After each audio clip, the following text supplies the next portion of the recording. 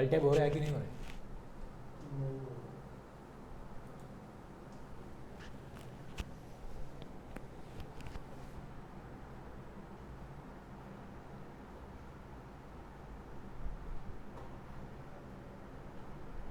GST enable है ना इसमें भी? Enable, yes. हाँ, एंटर कर दो। एंटर करने के बाद में देखो अभी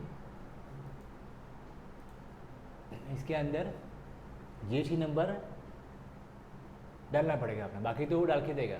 महाराष्ट्र रेगुलर वो आ गया वहाँ से।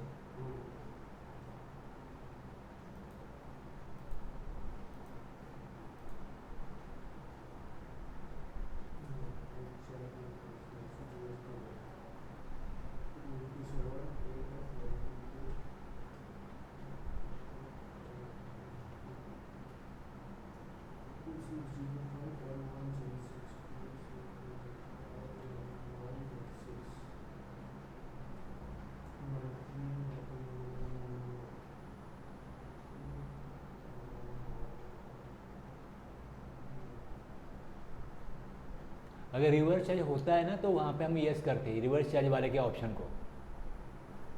अभी बाकी नो क्यों रखा है? क्योंकि हम नॉर्मल यूज़ कर रहे हैं। Enable tax liability on reverse charge.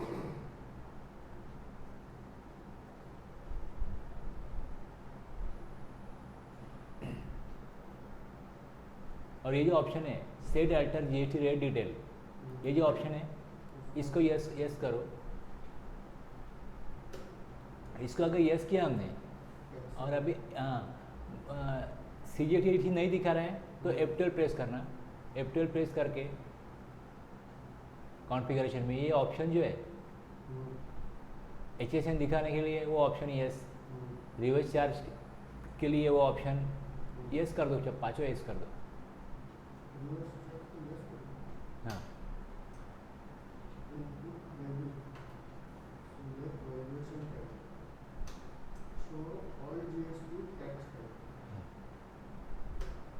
अब देखो HSN डिस्क्रिप्शन आ गया, वो नहीं था इसके लिए नहीं आया। अब समझो आपके पास एक ही प्रोडक्ट है, कोई मैन्युफैक्चरिंग कंपनी एक प्रोडक्ट बनाती है तो उनके लिए यहाँ पे ही HSN दे दिया, यहाँ पे ही टैक्स रेट दे दिया, तो यहाँ से ही उसको कैप्चर किया जाएगा। इसको बोलते हैं कंपनी लेवल पे आपने रेट डिफाइन किया। लेकिन अगर एक से अधिक आपके पास जीएसटी अपना एक से अधिक अगर सेल हो रहा है कोई HSN का तो फिर यहाँ पे हम दे नहीं सकते। और रेट भी समझो 12 भी है, 18 भी है, 5, 5 जो अलग अलग रेट है, तो फिर यहाँ पे देना पॉसिबल नहीं है। मतलब ये ऑप्शन उसके लिए यूज़फुल नहीं होगा। जिसके पास एक ही प्रोडक्ट है, एक ही HSN है, उनके लिए कंपनी लेवल पे डिफाइन कर सकते हैं। और अगर आपने कंपनी लेवल पे डिफाइन किया, समझो कंपनी लेवल पे डिफाइन किया,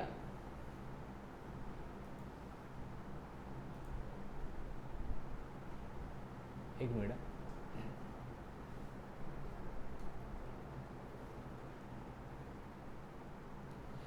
सबसे पहले कंपनी बनाते हैं तो वहाँ पे जीएसटी का रेट डालने के लिए ऑप्शन आएगा कंपनी लेवल, जहाँ पे आप जीएसटी का रेट डिफाइन कर सकते हैं। रेट समझो मैंने यहाँ पे 18% दिया, कब दे सकते हो? सारे प्रोडक्ट के लिए यही रेट है। अब समझो मैंने यहाँ डिफाइन भी किया, यहाँ पे डिफाइन भी किया कि 18% रेट सारे प्रोडक्ट के लिए। HSN तो एक ही लेगा वो, लेकिन रेट तो 18% ले लेगा। एक दूसरा,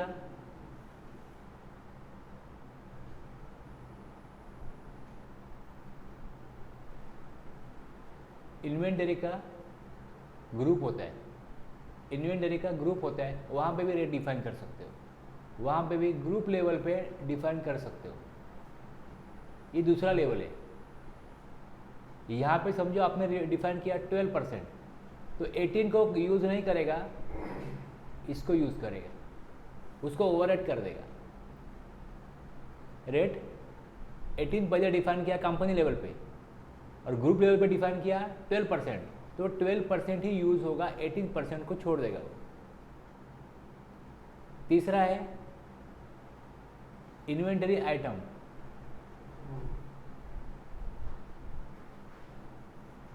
इन्वेंट्री आइटम है, आइटम को भी रेट दे सकते हो, आइटम को भी रेट डिफाइन कर सकते हो। आइटम को भी 12% लिया तो वो आइटम वाला रेट लेगा, यहाँ पे भी 12 है लेकिन इसको रीड नहीं करेगा, इसको रीड करेगा।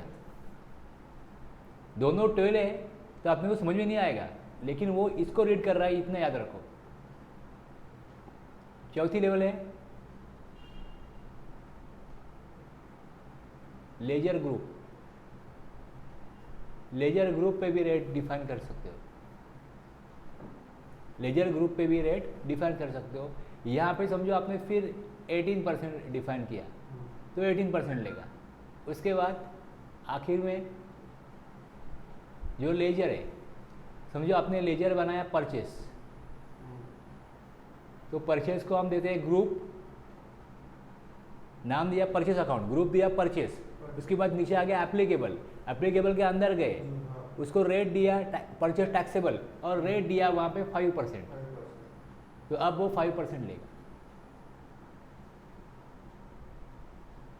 तो किस जगह पे रेट देना आपके लिए ज़्यादा बेनिफिशियल है या यूज़फुल है, वो आप यूज़ कर सकते हो। उन्होंने 5 जगह दिए जहाँ पे जीएसटी का रेट दे सकते हैं, लेकिन अगर 2-3 जगह पे दिए तो लेजर लेवल में जो रेट होगा वही फाइनली यूज होगा।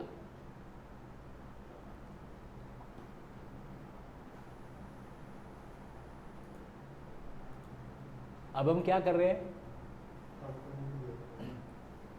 हमने कंपनी बनाई, जब कंपनी बनाई तो यहाँ पे जैसे कंपनी बनाने के बाद में फीचर आ जाता है, फीचर आ गया, फीचर आने के बाद में हमने state, registration type, GST number डाला।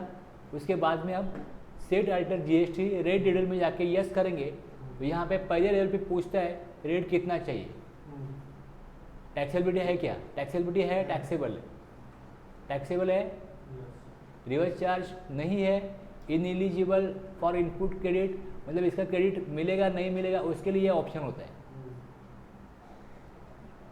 तो ये हमने नो रखा। समझो कोई आपने फूड लिया, बेवरेज लिया, कुछ मीटिंग है, उसके लिए आप कुछ खाना मंगाते होंगे, तो होटल का अगर जीएसटी का बिल है तो उसका क्रेडिट नहीं मिलता, तो उसको बोलते हैं इनएलिजिबल क्रेडिट। या आपने कोई 4 व्हीलर लिया, पार्टनर के लिए, डायरेक्टर के लिए कोई 4 व्हीलर लिया होगा कंपनी ने, तो उसका जीएसटी का क्रेडिट नहीं मिलता।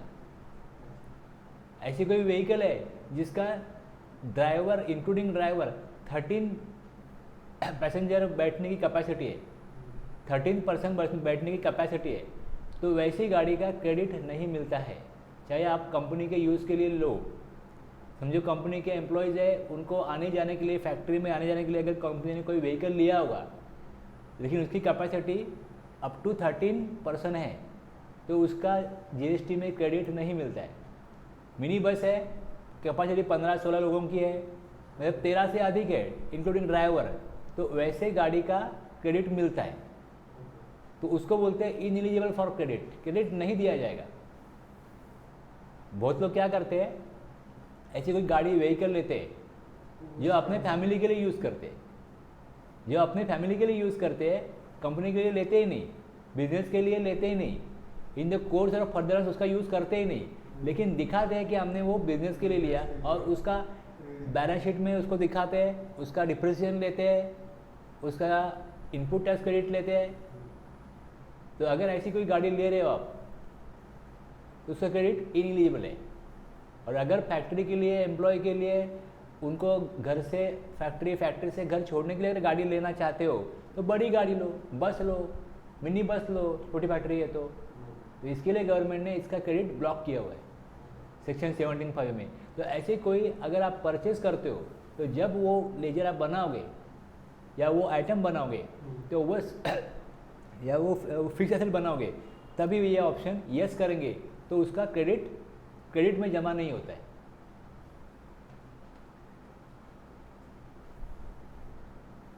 अगर रिवर्स चार्ज है तो टैक्स नीचे कैलकुलेट नहीं होके आएगा। अगर ऊपर का ऑप्शन था इज रिवर्स चार्ज एप्लीकेबल तो टैक्सेबल है, लेकिन 18% आपको डालने के लिए वो वहाँ पे कुछ अमाउंट ही नहीं लेगा, डाला तो भी क्योंकि रिसिपिएंट को टैक्स देना है। आप सेल का इनवॉइस बना रहे हो, टैक्स आपके ऊपर नहीं आएगा। तो तब ये लेजर बनाने के लिए वो ऑप्शन है। तो ये दो ऑप्शन हमारे काम के नहीं होते, इसके लिए हम उसको F12 करके रिवर्स चार्ज को भी नो रखते हैं और इन एलिजिबल इनपुट को भी नो रखते हैं। तो ये चला गया। अब नीचे है tax type, valuation type. Valuation है based on value, based on value है, तो बेस्ड ऑन वैल्यू वो नहीं दिखना चाहिए, तो उसको भी नो करेंगे तो वो भी नहीं आएगा। तो वैल्यू किसके ऊपर टैक्स लगेगा? वैल्यू के ऊपर लगेगा। जो आइटम होता है, जो प्रोडक्ट होता है, कोई इन्वेंट्री होता है, उसकी क्वांटिटी होती है, उसका वजन होता है और उसका कोई लेंथ भी होता है। तो वो लेंथ के ऊपर भी एक्साइज में समझो सिगरेट है तो उसका लेंथ कितना है, उसके ऊपर भी कुछ टैक्स लगता था। या फिर उसका वेट है तो एक टन के ऊपर 5 रुपये टैक्स लगेगा। उसकी क्वांटिटी जो है और जो वैल्यू है उसके ऊपर अलग से टैक्स लगेगा। वेट कितना है, लेंथ कितना है, उसके ऊपर भी टैक्स लगा दो, प्लस वैल्यू के ऊपर टैक्स लगा दो। इसको बोलते थे क्वांटम बेसिस और वैल्यू बेसिस, और दोनों मिला के क्वांटम प्लस वैल्यू बेसिस। तो जीएसटी में क्वांटम का कोई यूज़ नहीं होता, वैल्यूएशन का ही यूज़ होता है, इसके लिए वो ऑप्शन था। उसका भी अपने को कोई यूज़ नहीं है, रहेगा तो भी यूज़ नहीं है, नहीं रहेगा तो भी कोई यूज़ नहीं है। तो बाय डिफ़ॉल्ट वो ऑफ है तो उसको ऑफ रखा। अगर ऑन करेंगे तो बीच में वो दिखाता है valuation based on value. Tax type, जो टैक्स निकलेगा वो वैल्यू के ऊपर निकलेगा, बस उतना ही उसका मीनिंग है। तो अगर आपको इनिवल रखना है तो रखो, वरना नो करो तो भी चलेगा। HSN नहीं डालना होगा तो भी नो किया तो इस लेवल पे वो भी काम का नहीं है। यहाँ पे टैक्सेबल करके रेट डालने के लिए हमने यूज़ किया इसको, 18% डाला, बस 18% आ गया। कंपनी बनाने के बाद में ये स्क्रीन आ जाती है अपने आप। अब इसको भी सेव कर दो। हाँ, TDS का ऑप्शन अभी यूज़ नहीं कर रहे ना हम, तो नो ही रखा। GST का यूज़ कर रहे हैं, एक्सेप्ट। कंपनी बन गई यहाँ पे। अब कंपनी बनने के बाद में आगे का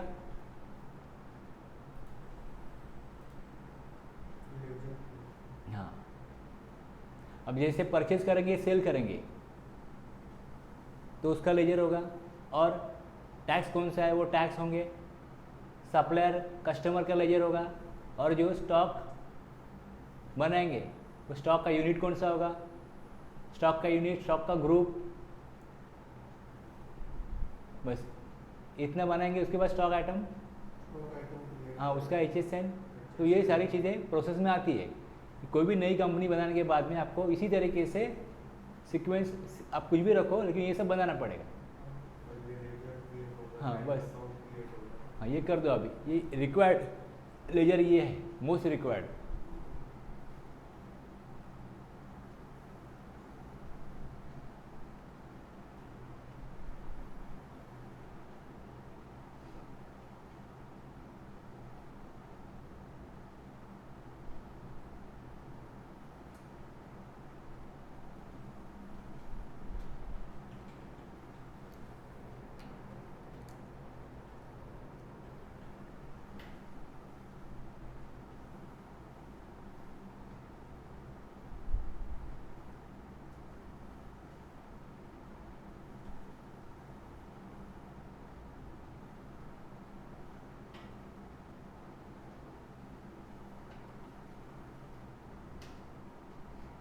याद रखना, यहाँ पे हमने एप्लीकेबल के अंदर हम गए नहीं, यहाँ पे एप्लीकेबल के अंदर गए नहीं। और यहाँ पे जो टाइप दिया परचेस अकाउंट, अगर ये परचेस अकाउंट को मैंने कंट्रोल एंटर प्रेस किया तो देखो यहाँ पे ये ग्रुप है ना परचेस अकाउंट, तो इसमें GST का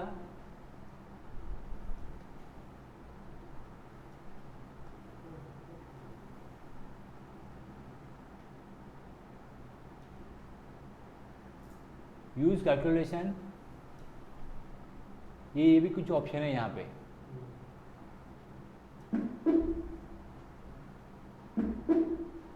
उसके बाद ये एप्लीकेबल किया, यहाँ पे यस किया,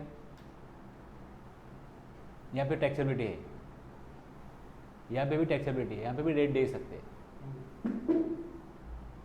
यहाँ पे भी पहले ऑप्शन था, यहाँ भी पहले ऑप्शन था, इसके लिए यहाँ पे देख रहा था।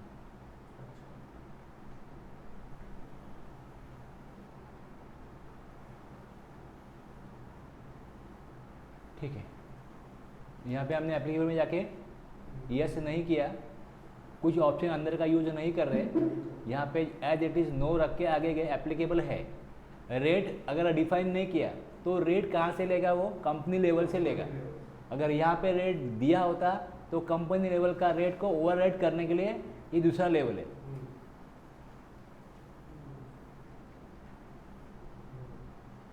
सेल्स वैसे ही, सेल्स वैसे ही परचेज किया ना, अभी सेल्स करो।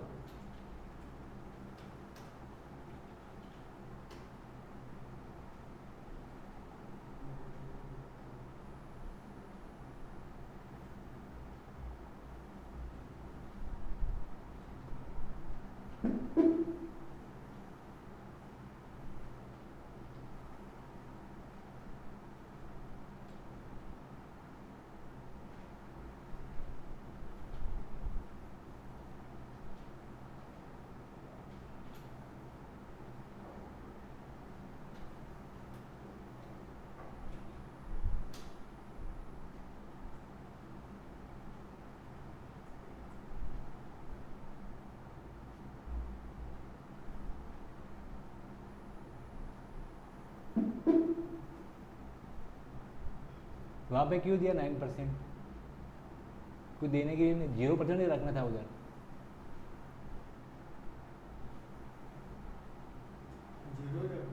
हाँ, अल्टर करो उसको।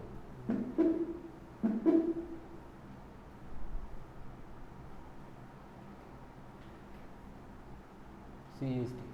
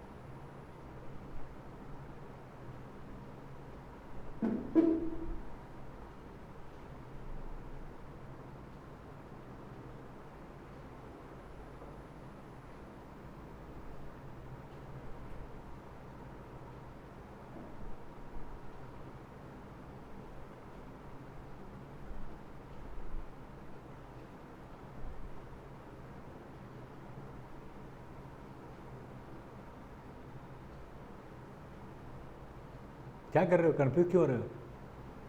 अब ग्रुप भी है ना, तो ग्रुप बना दो, हाउस होल्ड और ऑफिस को। नीचे है ना ग्रुप, स्टॉक ग्रुप क्रिएशन में गए ना अब, तो दो दे दो अभी हाउस होल्ड और ऑफिस।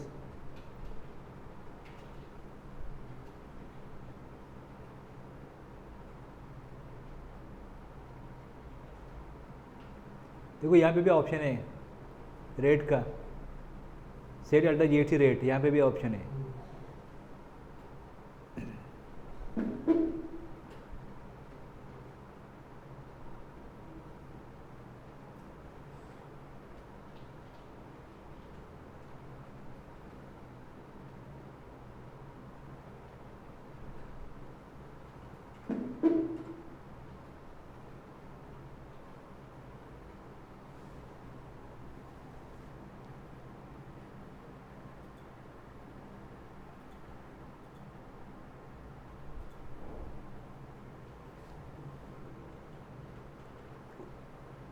वो इनवॉइस बना है क्या, स्टॉक यूनिट?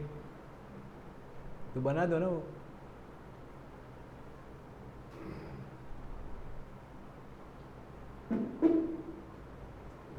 हम्म,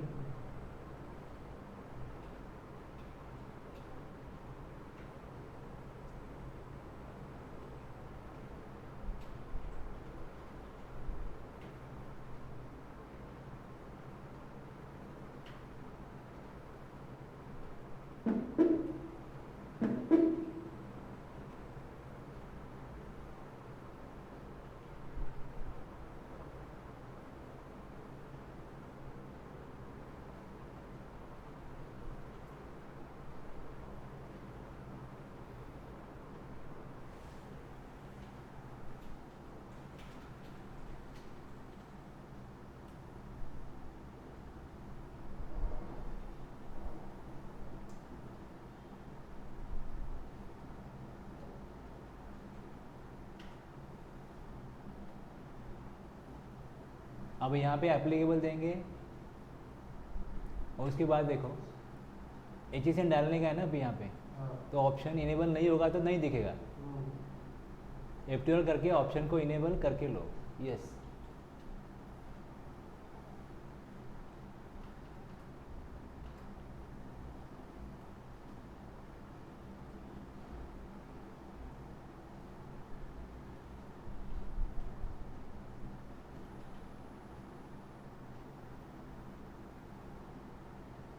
अब यहाँ पे रेट डालना ही पड़ता है, अननोन करेंगे तो अननोन हो जाएगा। यहाँ पे रेट डालना ही पड़ता है, एच डाला तो रेट भी डालना पड़ता है।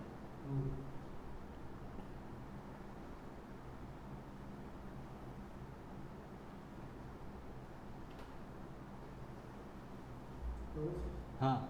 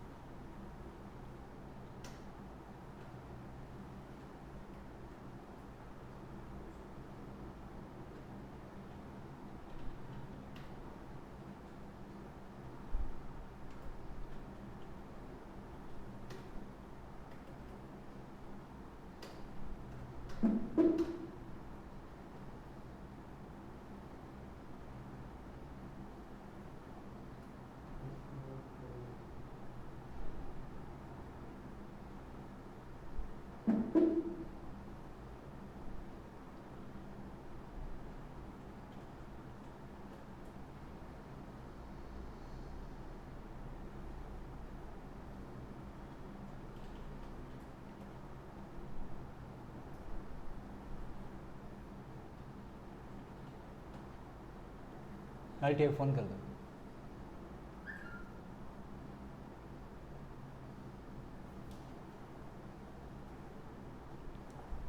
यहाँ से दिखता है ना, सोप बना है। ग्रुप बनाया, ऑफिस होल्ड, बस।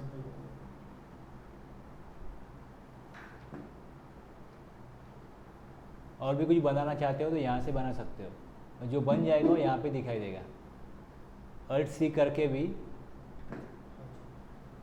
करके देखो, अल्ट सी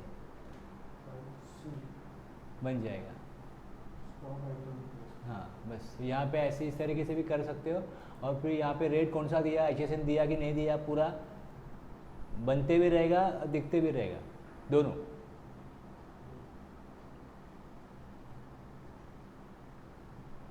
आ जाओ पीछे। आगे क्या बनाने को बोला है, देखो यहाँ तक हो गया ना। अब रिपोर्ट देख के हो गया।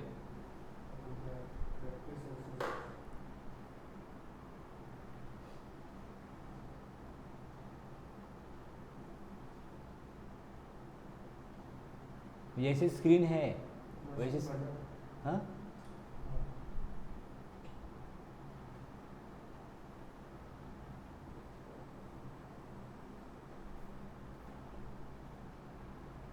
परचेज ले लो।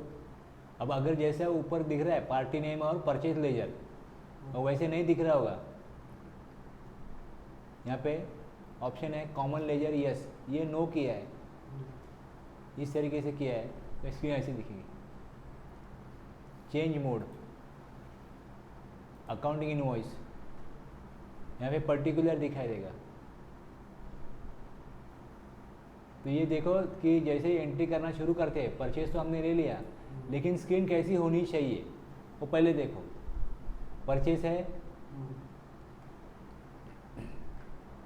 यहाँ पे मैंने कोई नंबर डाला, इस सप्लायर का नंबर होगा, बराबर है ना। उसके बाद एंटर किया, डेट आएगी, नीचे आ जाएगा, बराबर है। अब यहाँ पे आइटम चाहिए, चेंज मोड, आइटम इनवॉइस। दूसरा F12 कॉमन लेजर, यस, तो ये ऊपर वाला ये ऑप्शन दिखाई देगा, नहीं तो ये ऑप्शन नहीं होता। जुलाई है, 1 जुलाई, डेट दे दो 1 जुलाई।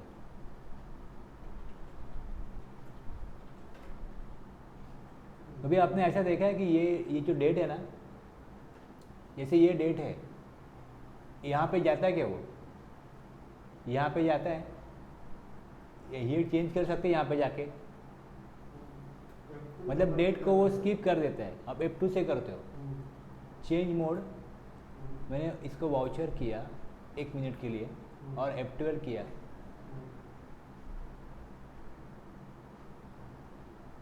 एक minute,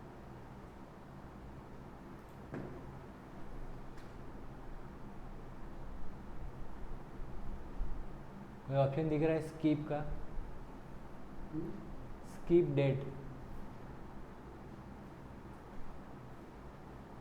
skip the date field during creation, इसको यस है, इसको नो किया मैंने, बराबर है। अब इसको देखो, अभी चेंज कर दो, चेंज मोड, आइटम इनवॉइस।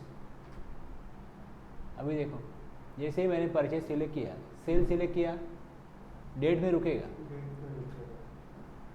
लेकिन ये ऑप्शन F12 करता हूँ मैं, F12 करता हूँ, यस करता हूँ, स्कीप डेट फील्ड नो है, वो बाय डिफॉल्ट यस रहता है। डेट फील्ड को स्किप करके चला जाता है और हम F2 से डेट चेंज करते हैं। तो F2 अगर नहीं करना पड़े, हाँ, और डेट याद रहे मुझे चेंज करना कि नहीं करना है, तो इसके लिए वो ऑप्शन नो करेंगे तो डेट पे चला जाएगा, तो ऑटोमेटिक आपको याद आ जाएगा डेट मैंने चेंज नहीं की, या डेट नहीं चेंज करना है मुझे, कंफर्म है, मैं एंटर दूंगा, आगे चला जाएगा। तो ये भी एक ऑप्शन है यूजफुल, वो यूज़ कर सकते हैं।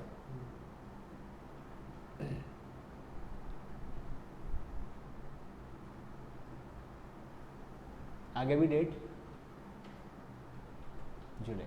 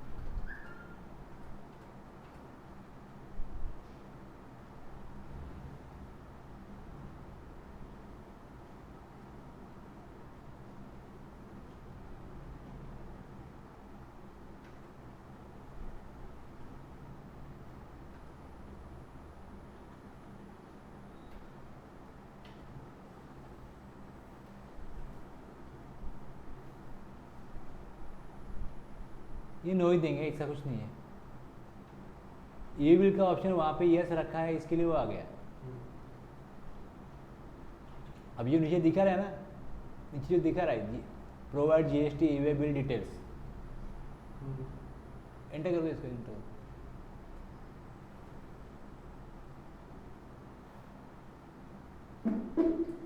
50,000 के ऊपर ये बिल बनता है। हाँ। इसके लिए वो पूछ रहा है उसका डिटेल बताओ, नो किया हमने, बस यस।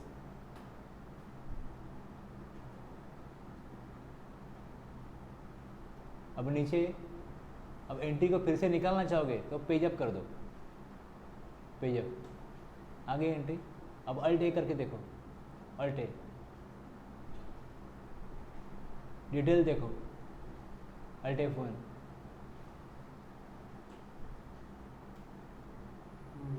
HSN दिखाई दे रहा है, रेट दिखाई दे रहा है जीएसटी का, कितना जीएसटी वो भी दिखाता है, कौन से आइटम पे कितना जीएसटी वो भी दिखाता है।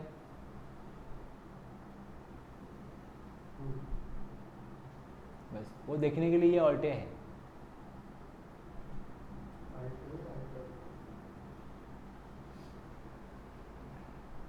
मोर डिटेल्स, इसमें ऑल्ट ए कहाँ दिखता है?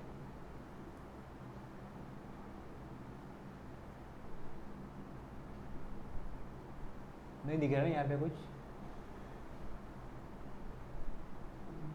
वर्क हो रहा है लेकिन वो यहाँ पे कुछ दिखता नहीं है ऑप्शन।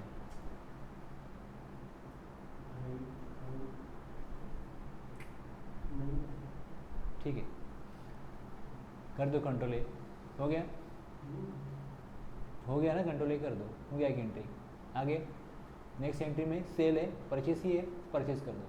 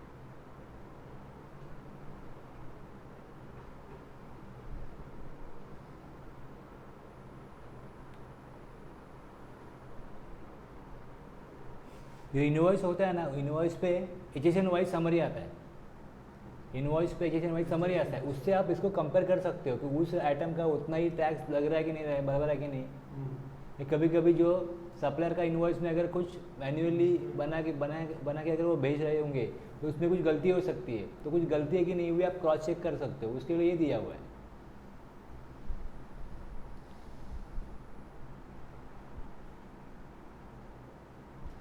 जब उसका इनवॉइस देखेंगे उसके इनवॉइस पे,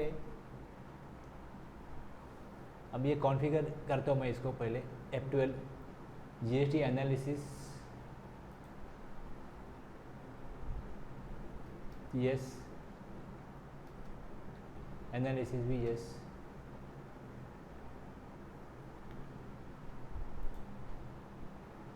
नीचे आ गया ना, देखो अभी नीचे आ गया ना एनालिसिस।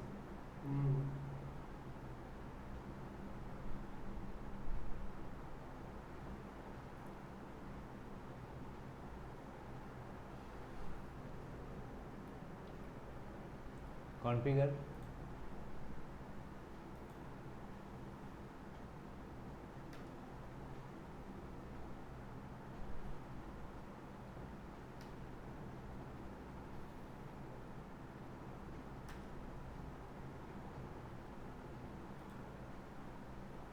अब देखो नीचे HSN वाइज कितना रेट है, कितना परसेंट GST है, कितना GST आएगा, एक्चुअल वैल्यू कितनी है, HSN वाइज समरी। कभी आप ऑल्ट ए करोगे तो वही दिखेगा यहाँ पे।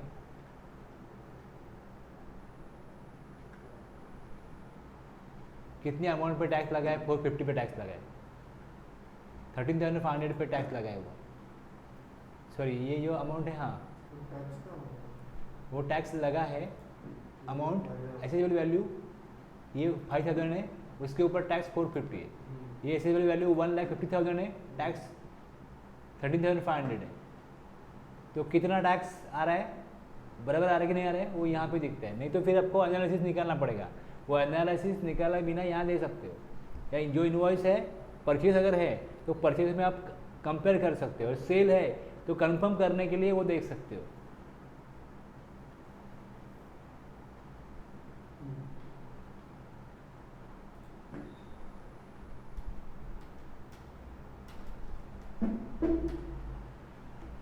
इसके आगे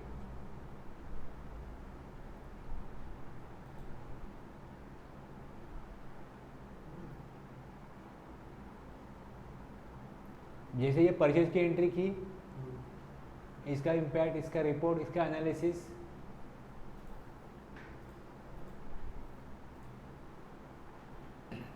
गो टू में GST रिपोर्ट, परचेज किया तो GSTR 2 में जाएगा।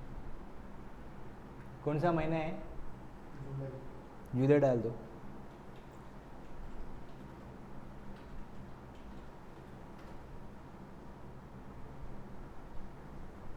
दो एंट्रीज की ना अभी, दो एंट्रीज को एंटर कर दो। B2B इनवॉइस 3,4A एंटर कर दो। एक ही पार्टी है, बाजू में देखो F5 ऑप्शन है, वाउचर वाइज। वाउचर वाइज बोलेंगे तो दोनों वाउचर दिखाएगा, ठीक है। और पार्टी वाइज देंगे तो उसको एंटर करने के बाद ही दिखाएगा वो। F5 करो, सप्लायर ए है, supplier A B C D सबका ऐसा वाउचर वाइज, ग्रुप वाइज दिखाएगा। अब एंटर कर दो, उसके अंदर दिखाएगा। तो बाहरी सब दिखाना चाहिए तो उसको वाउचर वाइज का ऑप्शन देना पड़ेगा।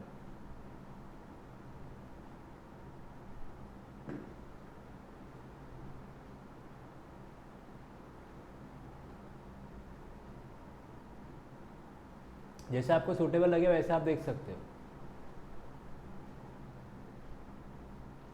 यहाँ पे कितना परचेज हुआ, कितना टैक्स परचेज के ऊपर दिया, वो अमाउंट पूरा दिखा देता है। कर दो इसके आगे।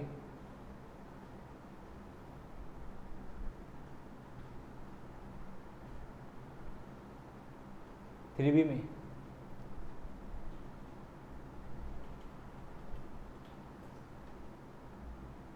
जुलाई महीना,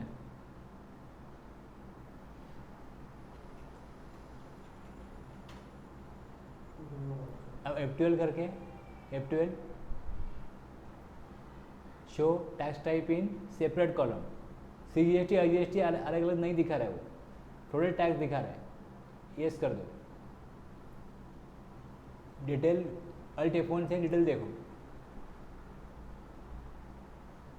हो रहा है अल्ट F1 की नहीं हो रहा है। हाँ देखो अभी आ गया ना।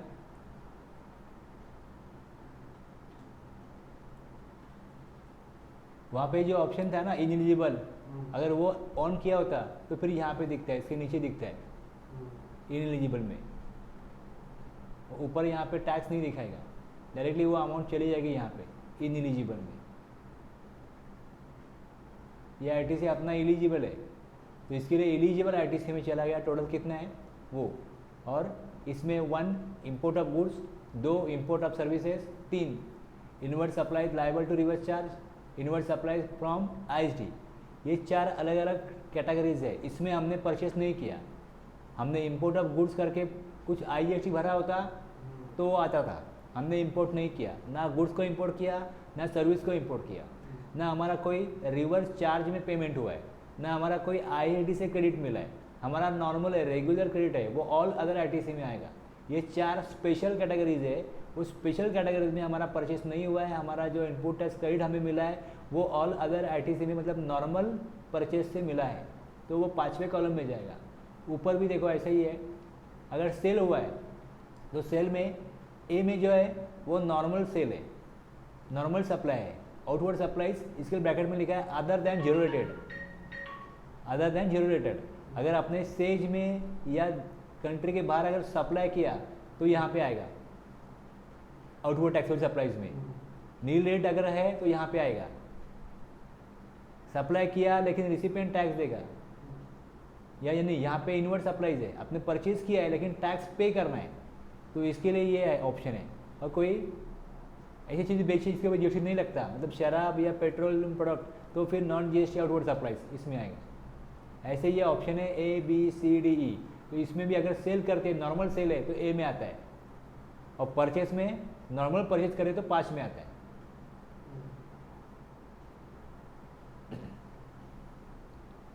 ओके, ITC अवेलेबल कितना है वो यहाँ पे दिखाया जाएगा। ऊपर ये परचेज किया, ऊपर ये परचेज किया, नीचे है ITC रिवर्स्ड।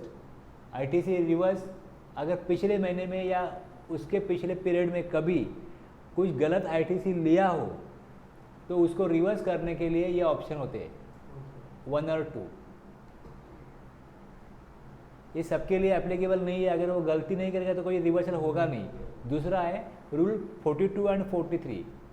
कुछ सप्लायर होते हैं वो टैक्सेबल प्रोडक्ट भी सेल करते हैं या टैक्सेबल सर्विस भी देते हैं और एग्जाम सर्विस या एग्जाम गुड्स भी सेल करते हैं। तो उनके लिए अगर उन्होंने कोई एग्जाम प्रोडक्ट को सेल किया, सप्लाई किया, और उसके इनवर्ड सप्लाईज में कुछ टैक्सेबल प्रोडक्ट को या सर्विसेज को लिया हो तो उसका क्रेडिट उनको नहीं मिलता है। लेकिन समझो एक शॉप है, वहाँ पे एक फ्रीज़र है, वो यूज़ कर रहे हैं टैक्सेबल प्रोडक्ट के लिए भी, एग्जाम प्रोडक्ट के लिए भी, तो उनके लिए अब वो फ्रीज़र जब लिया तो उसका जो क्रेडिट लिया होगा वो कैपिटल गुड्स का क्रेडिट है। और अब फ्रीज़र का कुछ रिपेयरिंग होगा, मेंटेनेंस होगा, उसके लिए कुछ चार्जेस पे करेंगे, सर्विस लेंगे, तो वो सर्विस भी क्या हो गई, टैक्सेबल के लिए भी हुई और और दूसरा उनकी शॉप का रेंट होगा, बाकी कुछ भी चार्जेस वो पे करते हैं, वो यूज़ कर रहे हैं आउटवर्ड में टैक्सेबल सप्लाई भी और एग्जाम सप्लाई भी। तो उनके लिए कुछ ITC उनको क्लेम कर सकते हैं, कुछ ITC का क्लेम वो नहीं कर सकते, मतलब उनको अपॉर्चुनिटी करना पड़ेगा। कुछ ITC उनका इनएलिजिबल होगा, कुछ एलिजिबल होगा। उसके लिए किस तरीके से कितना ITC वो क्लेम कर सकते हैं, उसके लिए रूल 42 और 43 है। तो उसमें पूरा क्रेडिट लिया होगा उन्होंने, तो उसमें से कुछ रिवर्स करने के लिए यहाँ पे अमाउंट डालने के लिए ऑप्शन दिया हुआ है रिवर्स।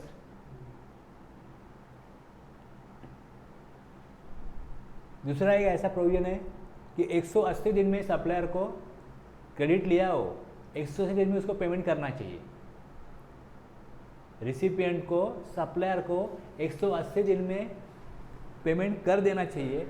अगर नहीं कर दिया, तुम्हारा और उसका एग्रीमेंट है, वो बोलता है मत दो 180 दिन में, 250 दिन में दो। लेकिन यहाँ पे क्या बोला GST में कि अगर 180 दिन में अगर आपने उसको पेमेंट नहीं किया या आधा पेमेंट किया आधा नहीं किया, तो जितना पेमेंट नहीं किया 180 दिन के बाद में जो क्रेडिट लिया है उतने अमाउंट पे, जितने अमाउंट का उसको पेमेंट नहीं किया वो रिवर्स कर दो, उतना आप टैक्स भरो, मतलब तो उसको रिवर्स करना पड़ता है। तो ऐसे अलग अलग सिचुएशन है, वहाँ पे अगर आपने पहले क्रेडिट लिया हो, वो गलती से लिया है या फिर तब लिया था तब ले सकते थे, अब 180 दिन के बाद में उसको रिवर्स करना पड़ेगा, तो रिवर्स कर दो। तो वो रिवर्स करने के लिए ये पार्ट है। तो अब देखो यहाँ पे थोड़ा फॉर्म को समझो, फॉर्म कैसा है। 3B हम हर मंथ भरते हैं, हर महीने 20 तारीख को इसका ड्यू डेट है। तो अभी जुलाई ख़त्म हुआ तो अगस्त के 20 को ड्यू डेट आ गया, अगस्त ख़त्म होगा तो सितंबर के 20 तारीख को अगस्त ख़त्म हुआ। अब सितंबर के 20 तारीख को, अब अगस्त में जो आपने सप्लाई लिया आपको देखना पड़ेगा आउटवर्ड सप्लाई। इस सेल की एंट्री करेंगे तो यहाँ पे दिखा देगा। अगर सेज में सप्लाई किया तो यहाँ पे आएगा, नील रेट है तो यहाँ पे आएगा, नील रेट नहीं है तो कुछ नहीं होगा। कोई सर्विस ली, गुड्स लिया जिसके ऊपर टैक्स पे करना है आरसीएम में तो यहाँ पे, कोई आउटवर्ड सप्लाई किया नॉन जीएसटी का तो यहाँ पे आएगा। तो ये ए बी सी डी सबके लिए नहीं होते, लेकिन ए तो सबके लिए होता ही है। अगर टैक्सेबल प्रोडक्ट सेल कर रहा है तो ए में आ जाएगा। फिर उसमें से 3.1 में जो अमाउंट डाला है उसमें 3.2 में ये पूछा गया कि of the supply shown in 3.1A, 3.1A में जो डाला हुआ है details of interstate supplies made to unregistered person. कहाँ पे? तुम्हारे स्टेट के बाहर details of interstate supplies made to, अगर अपने दूसरे स्टेट में अनरजिस्टर्ड पर्सन को, कंपोजिशन टैक्सेबल पर्सन को और यूएन होल्डर को कुछ सेल किया हो तो वो ए में चला गया है, उसमें से कितना आपने सेल किया दूसरे स्टेट के अनरजिस्टर्ड पर्सन को वो यहाँ पे दो, कंपोजिशन वाला यहाँ पे दो, सप्लाईज मेड टू यूएन वो यहाँ पे दो। वो भी कुछ होगा नहीं तो यहाँ पे भी कुछ आएगा नहीं 3.2 में। तो 3.2 भी अनदेखा रह जाता है। 3.2 में भी बहुत कम बार आपको कुछ मिलेगा, नहीं तो उसका भी कोई यूज़ नहीं होता।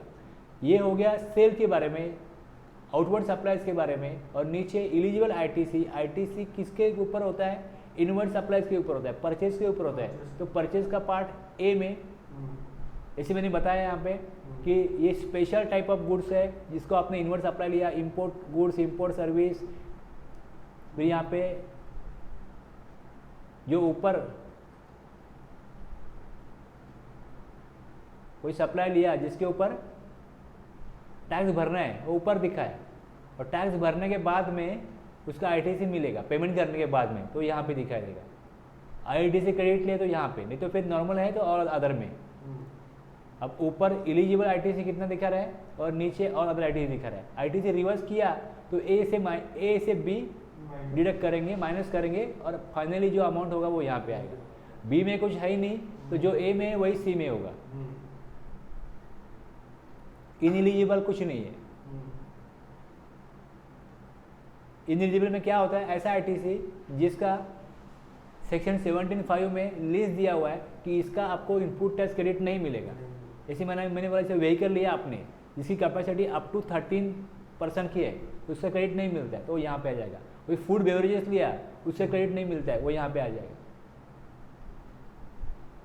एकदम सप्लाई कुछ करते हो तो एकदम सप्लाई की वैल्यू ऑफ एकदम supply, nil rated and non GST inward supplies. Interest and late fees कुछ पे किया हो तो यहाँ पे दिखाई देगा। ये 5.1 तक की कॉलम है जीएसटी 3B में।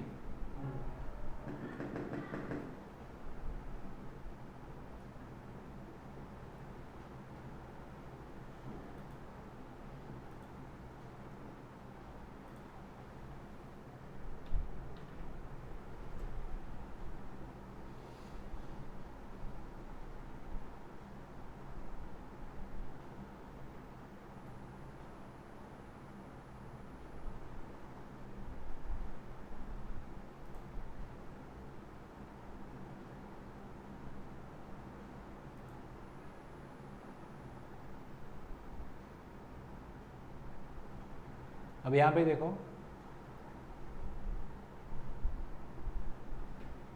रूल्स में गया मैं, रूल्स में जाने के बाद में देखो पार्ट बी है, पार्ट बी में फॉर्म्स होते हैं, पार्ट ए में रूल।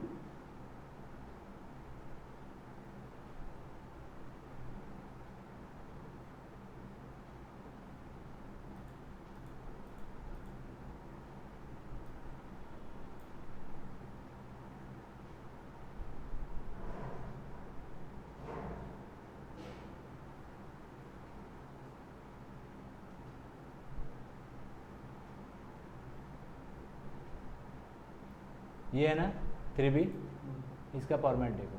अभी हम देख रहे हैं 3.1 में ABCD 3.2 देखा हमने, इंटरस्टेट अगर सप्लाई हुआ अनरजिस्टर्ड कंपोजिशन और यूआन होल्डर को तो उसकी अमाउंट 3.1 में ही अमाउंट जाती है, उसमें से कितना अमाउंट उसको है वो दिखाओ, ऐसा कहा गया। एलिजिबल आरटीसी का कॉलम 5, 6.1 में पेमेंट ऑफ टैक्स, 6.2 में टीडीएस। ये ऑनलाइन जब जाता है तब होता है ये, बाकी ये सामने ये इतना ही डाल सकते हैं। फॉर्मेट समझ में आ गया 3B का? उसी फॉर्मेट को यहाँ पे दिखाया हमने, समझा। उसके बाद अब सेल की एंट्री है।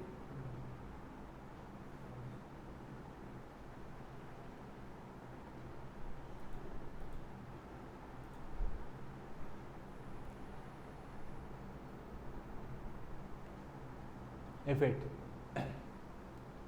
2 जुलाई।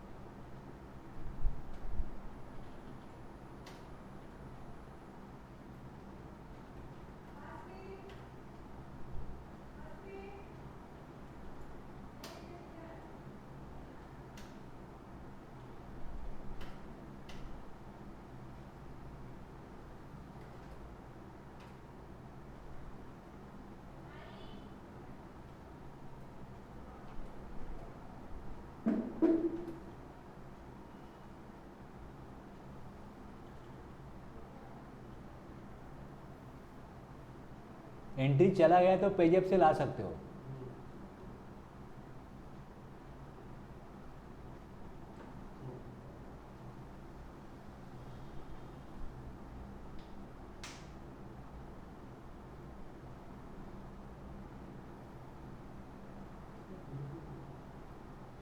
कुछ गलत आ रहा है? हाँ,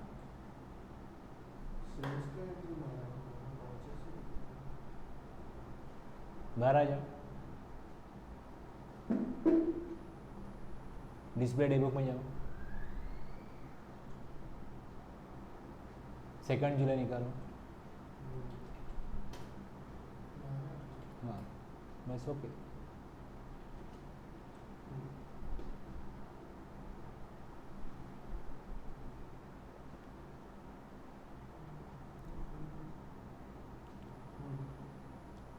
बस नेक्स्ट एंट्री करो, चेक किया ना, नेक्स्ट एंट्री कर दो।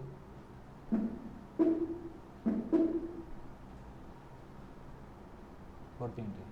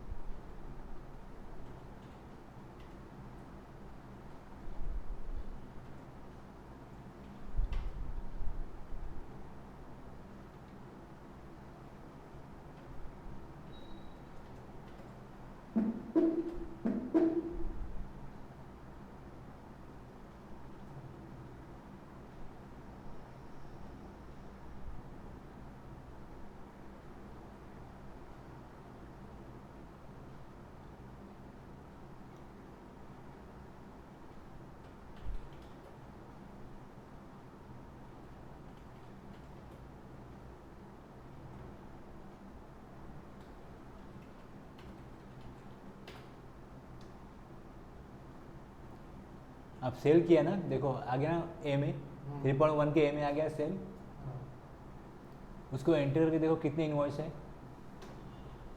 नहीं वो नहीं, नीचे वाला जो ए वाला पॉइंट था, ये तो दिखाने के लिए, हाइड करने के लिए ऑप्शन है। अब हाइड हो गया ना, वो एंटर किया तो एंटर करो फिर से, ये हाइड करने के लिए इसके ऊपर। हाँ, जितने भी इनवॉइस बनाए वो इसमें चले गए। इसके बाजू में नेचर व्यू है, देखो एक बाजू में नेचर व्यू है।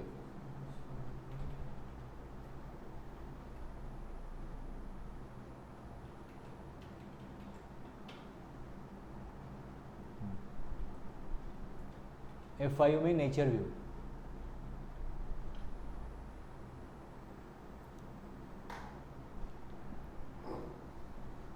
अगर आपके पास 2-3 रेट है परचेस में तो वो दिखाई देगा, परचेस टैक्सेबल 5, 12, 18 ऐसे नीचे दिखाएगा। अभी 18 ही तो 18 ही दिखा रहा है। सेल में हो सकता है कि आपका एक ही सेल रेट हो, परचेस में तो हो सकते हैं ना अलग अलग, तो वो अलग अलग रेट वहाँ पे दिखाई देगा। और कितना अभी कलेक्ट किया 17,010, और कितना परचेज किया 21,150। सामने सामने ऐसे अमाउंट देखने के लिए कुछ पेमेंट पेपर आने वाला है क्या मालूम पड़ता है, उसके लिए व्यू है। F5 रिटर्न व्यू, अब वहाँ पे नेचर व्यू चला गया, वहाँ पे आ गया रिटर्न व्यू। रिटर्न का ये फॉर्मेट है।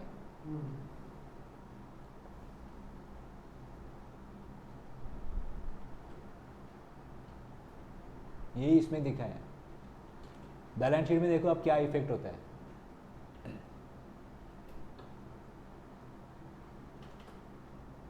Alt F1, duties and taxes में माइनस दिखा रहा है। क्यों माइनस दिखा रहा है? कभी देखा है आपने फिगर, माइनस फिगर देखा है कभी लायबिलिटी में?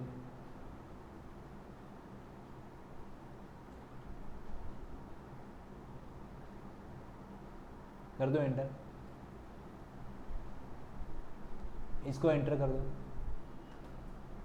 ये देखो डेबिट अमाउंट जो है, डेबिट अमाउंट वो परचेस वाला है, और जो क्रेडिट है वो लायबिलिटी है। बैलेंस शीट में जो लायबिलिटी का बैलेंस होता है वो क्रेडिट बैलेंस होता है। एस्केप देना जरा, एस्केप। नीचे क्रेडिटर है, उसका बैलेंस देखो कितना है, एंटर करो उसको। ये उसको पेमेंट करना है अपने को, क्रेडिटर को, तो बैलेंस क्रेडिट होगा। क्रेडिटर से पैसा लेना है तो बैलेंस फिर उसका डेबिट हो जाएगा। एस्केप कर दो। अगर कभी आपने एडवांस दिया होगा क्रेडिटर को तो उसका बैलेंस डेबिट दिखाएगा, क्योंकि माल लिया नहीं, उसके ऊपर कुछ रिकॉर्ड नहीं हुआ, उसके ऊपर सामने परचेज रिकॉर्ड नहीं हुआ, लेकिन उसको एडवांस दिया है। जब परचेज रिकॉर्ड होगा तो एडवांस वाला अमाउंट कम होकर बाकी अमाउंट क्रेडिट बैलेंस दिखाएगा। डेटर का बैलेंस देखो, एस्केप, डेटर का बैलेंस देखो, एंटर एंटर, हाँ डेटर्स का एंटर एंटर कर लो। डेबिट बैलेंस है, पैसा आने का है। कैश बैलेंस डेबिट होगा, बैंक बैलेंस डेबिट होगा, डेटर का बैलेंस डेबिट होगा। कि वो असेट है, असेट का बैलेंस डेबिट होता है, लायबिलिटी का बैलेंस क्रेडिट होता है। लेकिन अभी क्या हुआ, ड्यूटी एंड टैक्सेस में क्या हुआ, माइनस क्यों दिखा रहा है वो समझ में आ गया। एस्केप कर दो। माइनस क्यों दिखा रहा है? हाँ, क्योंकि क्रेडिट ज़्यादा है। एंटर कर दो, क्रेडिट ज़्यादा है, परचेज ज़्यादा है, क्रेडिट ज़्यादा है या डेबिट ज़्यादा है?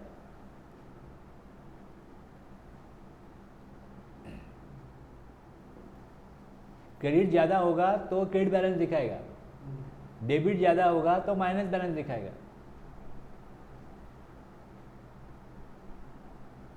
अभी यहाँ पे क्या हो गया, परचेज में ज़्यादा टैक्स दिया तो डेबिट का बैलेंस ज़्यादा है ना, इसके लिए वो निगेटिव फिगर दिखाता है।